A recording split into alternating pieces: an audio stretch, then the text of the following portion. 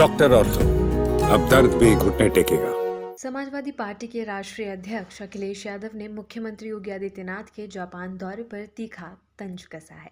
उन्होंने social media पर टिप्पणी करते हुए कहा कि जब मुख्यमंत्री जापान जा ही रहे हैं तो क्योटो भी जरूर चले जाएं, ताकि ये समझ सके कि प्रधानमंत्री के संसदीय क्षेत्र काशी को क्योटो जैसा बनाने का सपना क्यों पूरा नहीं हो पाया। अखिलेश ने सवाल उठाया कि आखिर काशी की विरासत किस तरह प्रभावित हुई और उसे संरक्षित रखने के लिए क्या ठोस कदम उठाए गए। उन्होंने ये भी कहा कि जापान से शहरों के संरक्षण और विकास का सकारात्मक सबक लेकर लौटना चाहिए। अखिलेश यादव ने अपने बयान में आगे लिखा कि जब कार्यकाल का अंतिम वर्ष चल रहा है तब अचानक ऐसे विदेशी अध्ययन से क्या नई योजना तैयार हो पाएगी। उन्होंने इसे मनसुख पर्यटन बताते हुए कटाक्ष किया और कहा कि यदि मुख्यमंत्री इसे स्वीकार कर लें तो कम से कम एक सच बोलने के लिए उन्हें याद रखा जाएगा।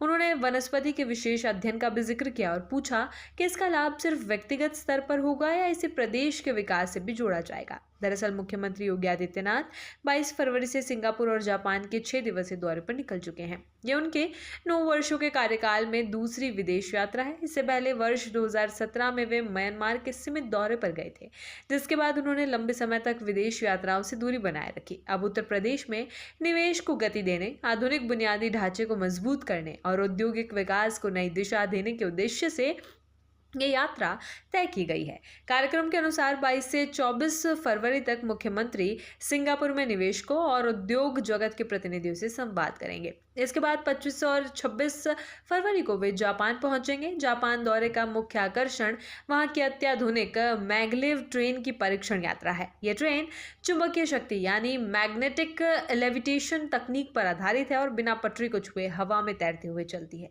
इसकी अधिकतम रफ्तार करीब 600 किलोमीटर प्रति घंटा बताई जाती है। इस तकनीक को भविष्य की परिवहन व्यवस्था का प्रतीक माना जा रहा है। मुख्यमंत्री विशेषज्ञों से इसके संचालन मॉडल, लागत संरचना और संभावित उपयोग पर चर्चा करेंगे, ताकि उत्तर प्रदेश की भावी परियोजनाओं में ऐसी तकनीक की संभावनाएं तलाशी जा सके। सिंगापुर में मुख्यमंत्री की पहली महत्वपूर्ण बैठक दुनिया के प्रमुख सोवरेन वेल्थ फंड्स में से एक government of Singapore investment corporation यानी GIC के CEO लिम चाओ कियात और उनकी टीम के साथ हुई। इस बैठक में उत्तर प्रदेश के दीर्घकालिक निवेश, बुनियादी ढांचे के विकास और औद्योगिक परियोजनाओं में भागीदारी पर चर्चा की गई। मुख्यमंत्री ने GIC को प्रदेश में निवेश के लिए आमंत्रित किया और राज्य सरकार की नीतियों तथा निवेश अनुकूल माहौल की जानकारी दी।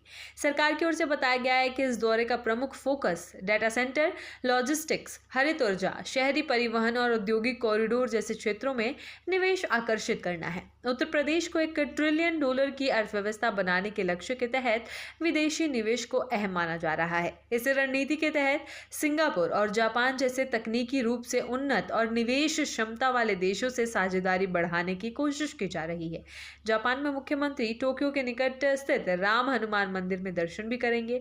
आधिकारिक कार्यक्रमों के दौरान वे पारंपरिक भगवा परिधान में ही नजर आएंगे। हालांकि औपचारिक बैठकों में आवश्यक प्रोटोकॉल के अनुसार जूतों का उपयोग करेंगे। इस दौरे के जरिए प्रदेश सरकार आधुनिक तकनीकों, निवेश को जोड़ते हुए विकास की नई संभावनाएं तलाशने की कोशिश कर रही है। वहीं विपक्ष इस यात्रा को लेकर सवाल उठा रहा है और इसे चुनावी वर्ष में छवि निर्माण से जोड़कर देख रहा है। अखिलेश यादव के तंज के बाद राजनीतिक बयानबाजी तेज हो गई है।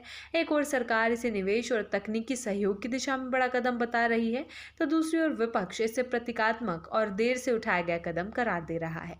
उत्तर प्रदेश की राजनीति में अब ये विदेश दौरा भी सियासी बहस का नया मुद्दा बन गया है। डॉक्टर ऑर्थो, अब दर्द भी घुटने टेकेगा।